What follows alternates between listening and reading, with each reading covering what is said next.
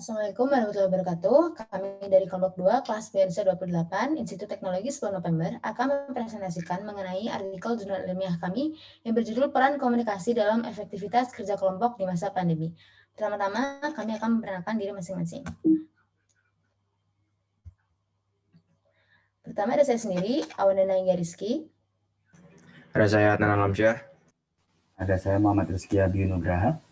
Dan saya Rafael Remi Tarigan. Saya Stephen Renat Kolpaki.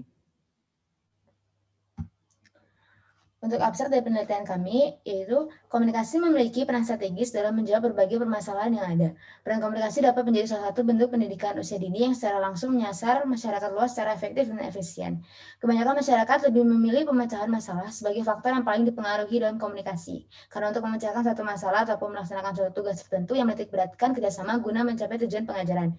Adapun keyword atau kata kunci dari abstrak ini yaitu komunikasi, peran komunikasi, dan efektivitas kerja kelompok. Selanjutnya akan dijelaskan oleh rekan saya, Rafael. Baik, untuk pendahuluan latar belakang, kita harus terlebih dahulu memahami tentang kerjasama itu. Kerjasama adalah bagian terpenting untuk mencapai suatu tujuan kelompok. Nah, salah satu bentuk dari kerjasama ini adalah penting dari komunikasi. Komunikasi menurut Respondi tahun 2009 adalah suatu upaya yang disengaja serta mempunyai tujuan. Nah, dalam berkomunikasi tidak selamanya dapat berjalan dengan lancar. Ada hambatan yang tentunya tidak dapat dihindari. Nah, penelitian ini bertujuan untuk mengetahui peran komunikasi dan efektivitas kerja kelompok di masa pandemi agar kita bisa mewujudkan komunikasi yang baik ke depannya.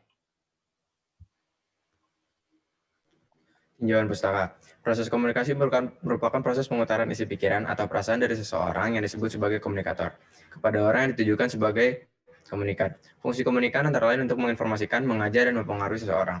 Kerjasama juga merupakan suatu keterlibatan mental, juga emosional para anggota dan berkelompok yang memicu mereka agar mampu memberikan kontribusi terbaik agar tujuan kelompok tercapai dan segala tanggung jawab diselesaikan. Dikutip dari Dewi tahun 2006.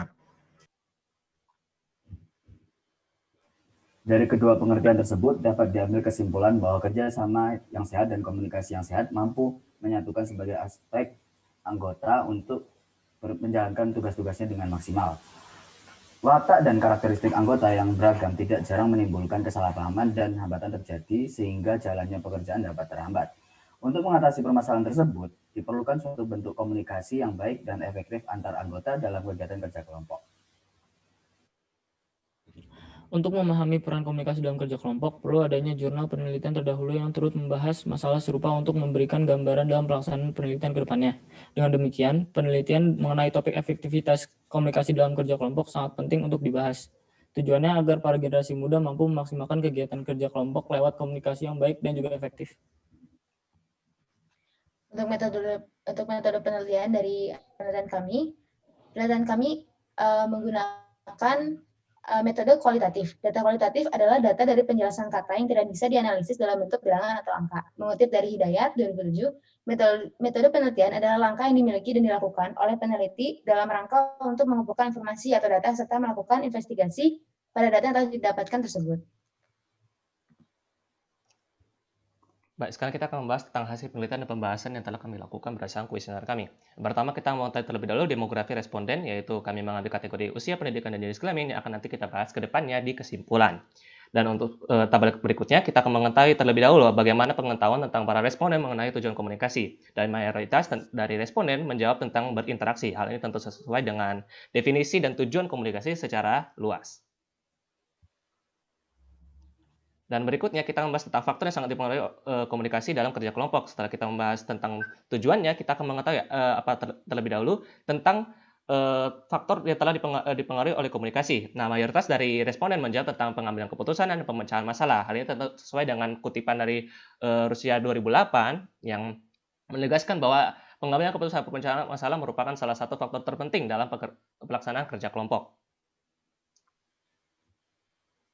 Berikutnya kita akan membahas tentang seberapa penting peran komunikasi dalam kerja kelompok di masa pandemi ini untuk mengetahui apakah ada terjadi perbedaan antara sebelumnya yang telah dibahas di jurnal sebelumnya dan di masa sekarang. Berdasarkan penelitian kami, 80 responden menjawab sangat penting. Hal ini tentu sangat menjadikan tantangan terbesar karena komunikasi di masa pandemi ini yang menyebabkan salah satu hal terpenting karena pembelajaran jarak jauh yang telah kita lakukan. Bentuk hambatan komunikasi dalam kerja kelompok selama masa pandemi. Seperti yang kita ketahui di masa pandemi seperti ini, berbagai hal mengalami perubahan. Salah satunya adalah pembelajaran yang dilakukan berbagai instansi. Sejak 24 Maret 2020, berdasarkan Surat Edaran Nomor 4 Tahun 2020, Menteri Pendidikan dan Kebudayaan Nadiem Makarim menyatakan bahwa proses belajar dilaksanakan dari rumah masing-masing. Responden kami menanggapi bahwa Terdapat juga responden yang menanggapi bahwa dikarenakan kerja kelompok dilaksanakan secara daring, kegiatan seperti pembagian tugas dan penentuan jadwal diskusi menjadi terhambat. Ini dapat terjadi karena pada saat pembagian tugas dan penentuan jadwal diskusi, banyak anggota yang tidak merespon ketua kelompok ketika bertanya di grup sosial media.